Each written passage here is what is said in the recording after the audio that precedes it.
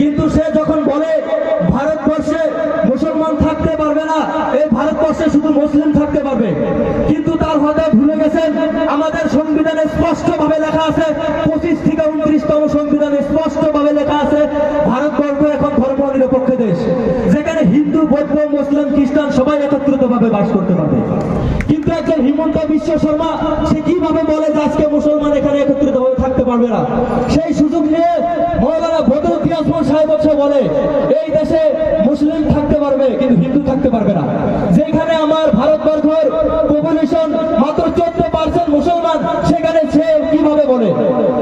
জুয়া একটা election meeting আমি দেখছিলাম, নজরুল হক সাহেব বলেছিলেন যে মৌলানা বদরুদ্দীন আজমল সাহেব একজন মৌলানা মানুষ, সে কি করে বিজেপিকে সাপোর্ট করতে পারে? আমার প্রশ্ন বিধায়ক নজরুল সাহেব আপনাকে বলছি, আপনি তাহলে আমাকে জবাব দিন, একজন মৌলানা হয়ে সে কিভাবে বলে যে আমার এই দেশের মুসলিম ভাবে একভাবে থাকতে পারবে, হিন্দু থাকতে পারবে না?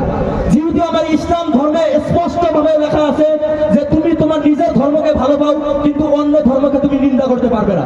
যেখানে আমার সংবিধানে স্পষ্ট ভাবে লেখা আছে 14 নম্বর অনুচ্ছেদে আইন সবার জন্য সমান, তাহলে মৌলানা বদরুদ্দীন আজমল সাহেব এটা অমান্য করে কিভাবে? আজকে নজরুল হক সাহেবকে সম্পর্কে কি বলবো? জুয়া 10 বছর সে কি করেছে আপনাদের সেটা ভালো করে জানা আছে। আজকে সে বলে আমাকে ক্ষমতায় আনুন, তাহলে আপনাকে বলতে চাই আপনি 10 বছর ক্ষমতায় থেকে কি করেছিলেন? আজকে না হয় মানলাম আজকে পদ্মরাগলা জিপি, মাঝের চর জিপি আজকে আপনি নতুন পেয়েছে, আজকে তার জন্য আপনি আধার শিলা উদ্ভাবন করছেন, সেই কামে স্যাংশন আমার তো বিশ্বাস আনা হয়েছে। আজকে যদি হয়েই থাকতো তাহলে আজকে ফলিমারি জিপি আজ পর্যন্ত একটা খোঁটা লাগালেন না কেন আপনি? আজকে ফলিমারি জিপির এক পয়সা বালু করলো না কি জন্য?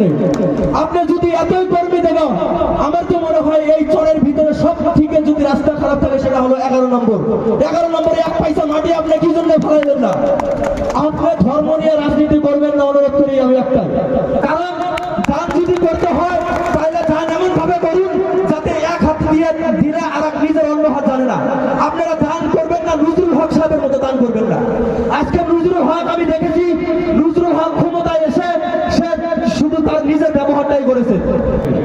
এই নজরুল হক সাহেবের বেটা সে যখন ফলিমারি মানুষ যখন হাউডে মুখায়, তখন নজরুল হক সাহেবের বেটা 40 লাখ টাকার গাড়ি নিয়ে লাল বাতি নিয়ে ঘুরে বেড়ায়, সেই গাড়ির জন্য তাকে ফাইন পর্যন্ত দিতে হয়েছিল। তাহলে কার আজকে বাড়াই দেখা? আপনাদেরকে আমি একটাই রিকোয়েস্ট করবো, রাজনীতি যদি করতে হয় আপনারা দেশের জন্য করুন, কারণ সংবিধান বাঁচলে দেশ বাঁচবে, সংবিধান হালে আমরা সবাই হারবো। আজকে হিমন্ত বিশ্ব শর্মা যেভাবে আজকে আমাদেরকে অত্যাচার লাগাইছে, আগামী দিনে যদি এই হিমন্ত বিশ্ব শর্মার সরকার আবার আসে তাহলে লিখে রাখুন আমাদের এই আসামে মুসলিম থাকতে পারবেন না। তাই আপনাদের কাছে আমি একটাই অনুরোধ করি, যদি সরকার আনতে হয় আপনাদের এক একটা ভোট নজরুল হক সাহেবের বিরুদ্ধে ভোট বেবি বেগমকে দিয়ে গৌরবনগর সরকার আনবেন বলে আশা রাখলাম। তাই আপনাদেরকে আমি একটাই রিকোয়েস্ট করি, যদি সরকার আনতে হয় গৌরবনগর সরকার আনে, এই দেশ থেকে সাম্প্রদায়িক এই বিভাজনের রাজনীতি আপনারা এখান থেকে দূর করে দেন। এই দেশ ধর্ম নিরপেক্ষ দেশ, এখানে সবাই সমানভাবে থাকবো। কারণ এই দেশ যখন স্বাধীন হয়েছিল 1947 সালে, তখন মহাত্মা গান্ধী থেকে শুরু করে জওয়াহরলাল নেহরু, মাওলানা আবুল কালাম আজাদের নেতৃত্বে এই কংগ্রেস দল শুরু হয়েছিল। তখন তারা আমাদের সামনে রাস্তা রেখেছিল যে মুসলিম দল তোমরা এখান থেকে যাইতে চাইলে তোমরা পাকিস্তানে যেতে পারো, কিন্তু আমরা চাইনি কি জন্য? এই ভারত আমাদের দেশ, যদি থাকতে হয় এই দেশে আমরা থাকবো, মরতে হলে এই দেশে আমরা মরবো। তাই আপনাদের কাছে একটাই রিকোয়েস্ট করি, এইবার মাঝের চর জিপি, পদ্মরাগলা জিপি, ধুবড়ি 8 নং ধুবড়ি সমষ্টি জাগাও, নজরুল হককে এবার ভাগাও। তার জন্য জুয়া 24-এ যেমন ভাবে আজমল সাহেবকে এখান থেকে ভাগাইছেন, ঠিক তো ঠিক এইবার নজরুল হক সাহেবকে ধুবড়ি থেকে ভাগিয়ে আপনারা ফেমিলিকে জয় যুক্ত করবেন। জয় হিন্দ, জয় হোক। ধন্যবাদ।